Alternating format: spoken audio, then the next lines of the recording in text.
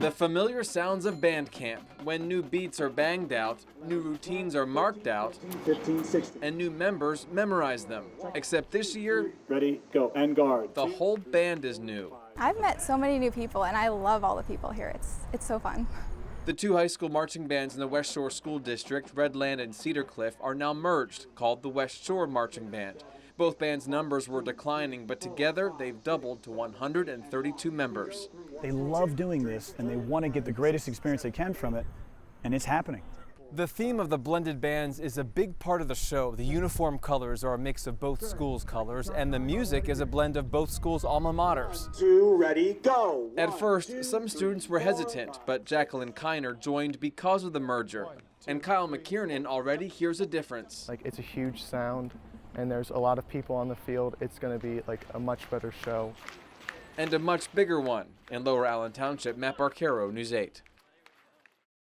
Chomp down on that for me. Not many people would voluntarily go to the dentist. But on one day every year, Dr. Bob Silverman's waiting room fills with people hoping for an appointment they cannot get anywhere else. It's busy, but we enjoy giving back. In fact, the day is so well known around here, it has its own name. Today's J-Day. J-Day. J-Day. We have people calling from January, wanting to know when J-Day is. This is the day Go ahead, break down for me here. when dental care at the office is free to anyone from anywhere who needs it. For some, it's the only time they ever see a dentist. Because the cavity is so deep, it's all the way into your nerve. And for patients like Jen Samaska, a mother of two without dental insurance and a week away from losing her job, it's a saving grace. I can't believe that they even have a day like this that's available. I wouldn't know what to do without it. Much better. I can actually smile again. So it's ironic then that a day designed to bring out people's smiles started because of a day, and hopefully Jason's name will when there were none. continue. Dr. Silverman's son Jason was 5 years old when he lost his battle with leukemia. Throughout the struggle, the community was there for his family, and every year since, on this day, Dr. Silverman returns the favor. Trying to find a purpose for losing a child is tough. I mean, there is no reason. And by giving back, it makes his name, the idea of his death, associated with something positive. And now, 30 years later, J-Day has come to mean something deeper than free dentistry. I just feel so good about it. It's a tradition that has helped thousands of people, the dentist included, smile again. In Annville, Matt Barcaro, News 8. In a quaint town like Camp Hill, anything you see could be art. But blink, and you might miss it. This is definitely the right time, you know. But see, now I gotta jump on it. As an outdoor painter, Peter Emerson, who grew up in Dillsburg, doesn't wait for inspiration to come to him. The light brings it out. He can't afford to wait, and as he'll find out, especially not today. I'm definitely glad with the choice I made. He's under the gun to paint this house in this moment, before the sun and shadows change the picture. I like that pressure. He has no backup plan either. Hey, I'm there. I can't take a photo. I got 2 hours. You know, to me, it's like a sport. And it's one he's been practicing for years, perfecting his palette and proportions. So at this point, it does look like a bunch of blobs. And blocking out all the distractions that come with painting in public. It is a mess, but an organized mess. But there is one thing an outdoor artist cannot ignore. So if there's a storm coming, you know, kind of hustle, get it done. And that is exactly what's about to happen. Some may also find beauty in a spring thunderstorm. And you kind of have to get it out. But Peter will have to let someone else paint that. In Camp Hill, Matt Barcaro, News 8. Churchtown is an amazing place. We are such a close-knit community.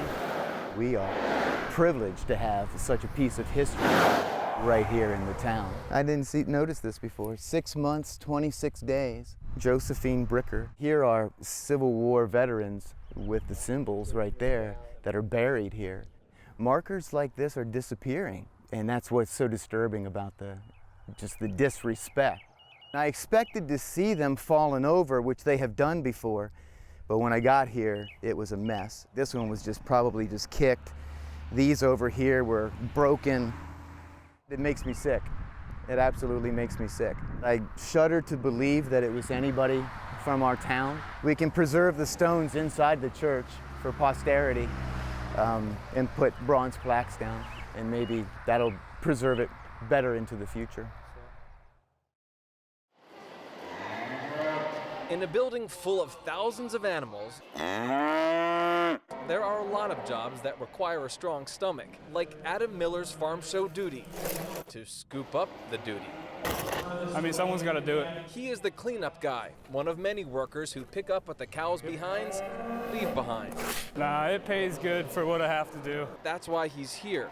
Adam is on winter break from college and always wanted to work at the farm show. I don't consider it crappy. Some people might. Others might think the job stinks. But that would be a good way of looking at it. But he says none of the smells faze him.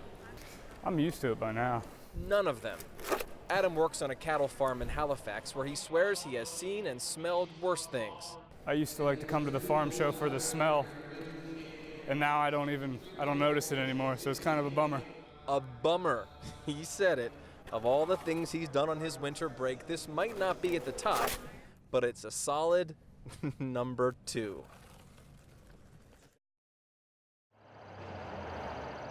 They've been resting in peace for a century or longer.